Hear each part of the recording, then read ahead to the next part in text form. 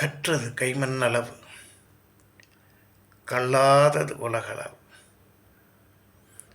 இது கல்விக்காகச் சொன்னது மட்டுமல்ல, வாழ்க்கை அனுபவத்துக்காகவும் சொல்லப்பட்டது. நாம் நம்மைப்போல் மற்றவர்களை சராசரியாக நினைத்தால் மற்றவர்கள் நம்மை ஏமாளி என்று முத்திரை குத்துகிறார்கள். எதுக்கும் ஆசைப்படக்கூடாது என்று நினைத்தால் நம்மை அடிபாதாளத்திலே வைத்து வேடிக்கை பார்க்கிறார்கள். இந்த மனித சமுதாயத்திலே எதை செய்ய வேண்டும், யாரை எப்படி பார்க்க வேண்டும் என்பதிலே ஆர்வமில்லை.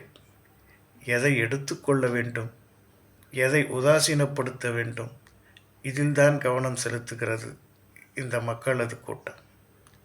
சிந்தித்தால் கவலை தருகிறது.